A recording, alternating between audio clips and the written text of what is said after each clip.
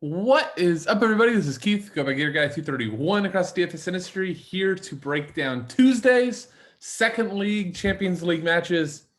Should be an interesting one. There should be goals. PSG and Bayern were 5 goals last time.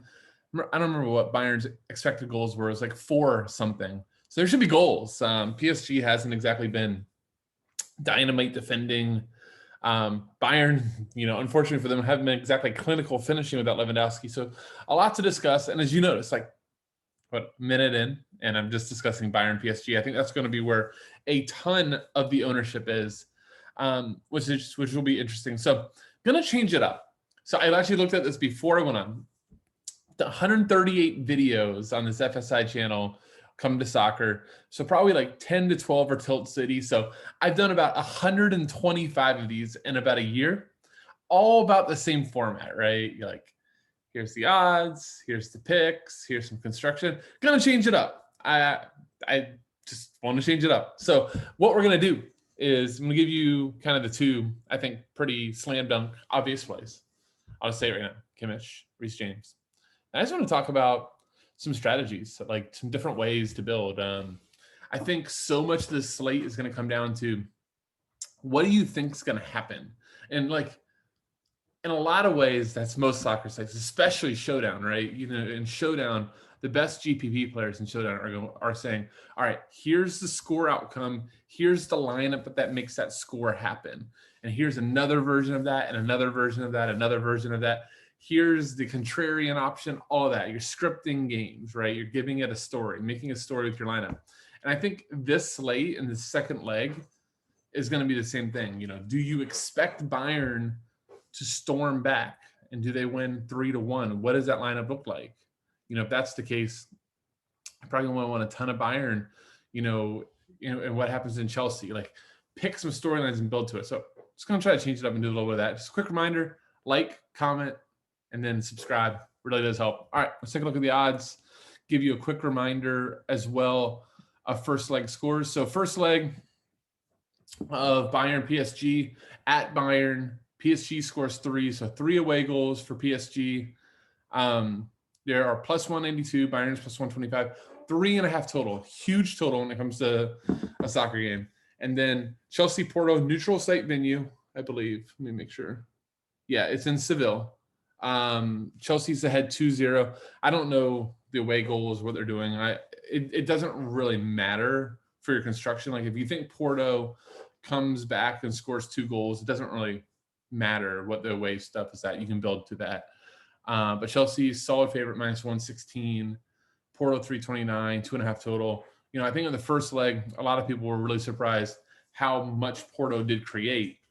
So it'll be interesting to see if they can come back. All right, so let's talk about the teams. Let me start with I'll start with Porto Chelsea. I don't think I'll spend as long on that. All right, I think very, very likely Chelsea is the they're going to be by far the 2 lowest. I was going to make a bold statement and say Chelsea's lower owned, but I think Porto, just people aren't gonna do it. So. And I don't necessarily think you do like any sort of onslaught with Porto, because I think in a lot of ways there's a few people that could make the Porto, storyline, game flow, whatever script work. So you would start, if you like Porto. So all your lineups, like literally, I would almost say almost all your lineups, maybe a few don't have James, but every single lineup I make will have Joshua Kimmich. What do you have last leg? 34.7 DK, 22 crosses, 10 shots assisted. They're going to be pushing. Kimmich's first guy in your lineup in all of your lineups. Reece James did not play the weekend. He has now been for about 3-4 games, taking almost all of Chelsea's sets. Plays a right wingback role, which is great for DFS. Even when he's not crossing, he still gets DFS points with tackles, fouls drawn. So at 6,000, there's a good chance that Mount now has played 2 straight, that he doesn't start and Ziyech comes back in, which I think even is, better for Reece James's set upside. So yeah, Reece James, cash and most GPP, like single entry GPP, lock and load at 6K. So there's your starting points. You still have a ton of salary left. So let's talk about like a Porto stack. So you could do, I think If you're going to stack Porto, first guy in your lineup is Oliveira. Takes their PKs, takes all their free kicks, takes all of their sets. So block him in. At the forward position, you go like Marega. Been one of their kind of their best attacker for some time now. Scores a lot. He had a lot of opportunities last game. What was it? I'm looking it up right now. 2 shots. That was more. I thought it was like 3 or 4, but 2 shots on target, 1 big chance missed. He's their talisman in the league. Let me just tell you. The season, 6 goals, 25 games. Thought it was more. Anyhow, I think you do Marega. You could then play Luis Diaz on the left. I think Octavio is a really, really good fade. Let's see where they price 4,400. Actually, he's still fine, but he just isn't going to be on sets. He won't have any with Oliveira in. So, you could go ahead and play. Marega's only forward eligible. No, Luis Diaz, if you want to do 6,100, I'd probably get a Bayern piece in here. So you could just do a quick little mini stack. Oliveira, Marega. At that point, Marcus Dean, you're saying that Chelsea is just going to kind of sit back and take pressure. Maybe this is just like a 1-0. Like Porto still doesn't advance, but you get the Marega goal, happens to be assisted by Oliveira. Marcus Dean is, novice is going to be so owned. I think Marcus Dean is going to go overlooked. And you roll there. And now you can go fill in. You can go, I still think Bayern is going to score some goals, so I can fill in, with more. I can just do whatever with the salary left. So that would be the way you could attack Porto. Obviously, if you really want to do the stack, playing Luis Diaz, I don't really think I would do much in the way of Porto defenders. But hell, you could do like Pepe had a number of opportunities. And now 9,600, I can play Mbappe. I can do a lot. So crazier things have happened. That's a really, really under-owned thing. All right. Chelsea stack. I don't see myself doing it at all. But, forward Werner. Did Werner start this weekend? Who the hell started this weekend? I'm blanking. I think Werner and Kai started. So, no, it was Kai, Mount, Pulisic. So Werner should be in. So he would be, the guy likely to lead the line. Doesn't seem like they're going to put Giroud in. Ziyech appears probably is in the lineup, and you do something like that. And that goalie, you're doing Mendy, and you're stacking like that. So I think that's not, people aren't going to be wanting to stack Chelsea and Porto. So that's a good way to differentiate our stacks like that. Bayern and PSG, you can just flat out just have a lot of fun with stacking these games. So I think from a cash perspective, a lot of people are going to flock to Neymar. It's Neymar. 10-1's a pretty cheap price for him. It's coming off a great game. Hasn't had to worry about, midweek French games because of the suspension. So I think a lot of people are going to start their builds like this. And this is going back like optimal in cash. So I think a lot of people are going to start with Neymar. I think Sané is going to get a lot of looks at 6,900. It's going to be like Bayern's second forward. Like if you notice in that Porto Chelsea thing, I didn't like any of those forwards. Like it was like begrudgingly having to play one of those forwards to make the stack work. So I think a lot of people are going to go Sané, Coman, or Chopo for the second forward. So let's just play Sané. I think will be the cashier guy because he, occasionally takes some corners. Doesn't appear like he's going to take any with Kimmich. But out wide, it's Leroy Sané. We saw him a ton of the EPL. Now he's cheaper than Coman. I think people are going to go there. At midfield, you can easily play another one of the Bayern guys. So you could play Coman, who was great the first leg. Defender, I think a guy like Davies is going to be highly owned. Goalie, funny enough, even if you're stacking Bayern up, you can play Navas, 2,900. That's not ideal.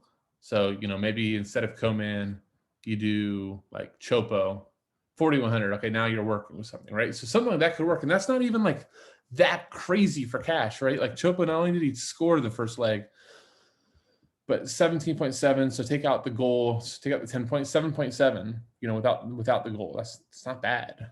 For 6,300, could do worse. So I think people will like to do that.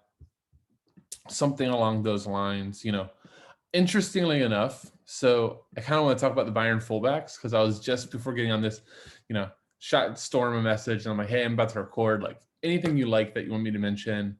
And he's like, I like Alphonso Davies. I think that he's a great play. I like the price. Solid assist, goal and assist equity. I just quickly pulled up. I'm like, God, I feel like Davies had a disappointing season. 1 goal, 1 assist. All right. So then my response is, I think I'd rather play Pavard. He's going to be lower owned, right? He actually is, typically in my head, more goal, more assist equity.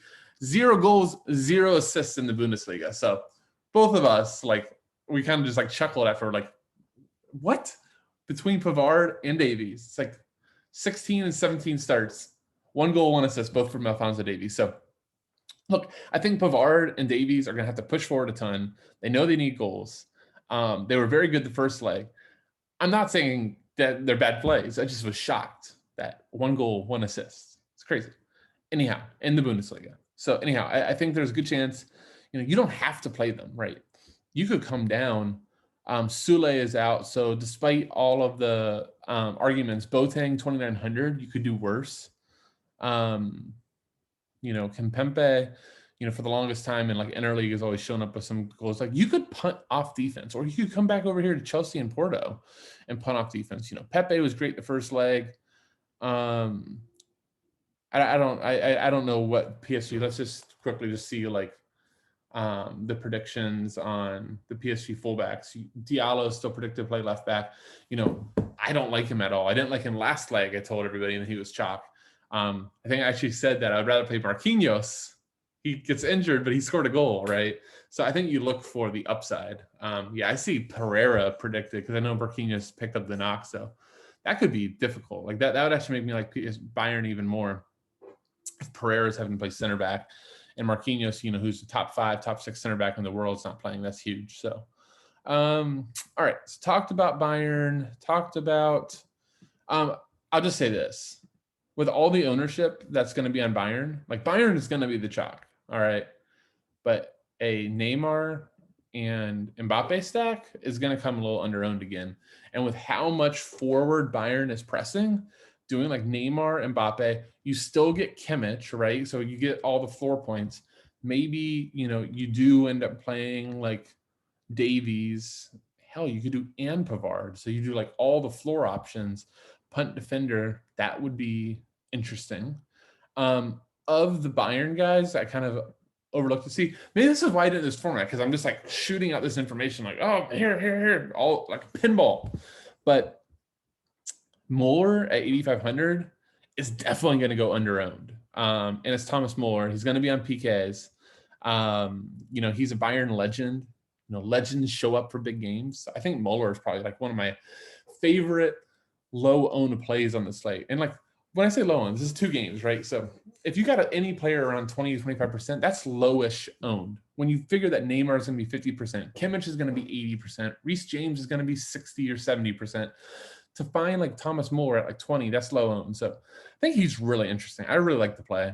I'm talking to myself. He's probably going to end up in my cash line now that I'm talking myself into it, but I feel like he's going to show up with the goal or assist. And then again, if you get a PK here, because PK is 2021. PKs are crazy.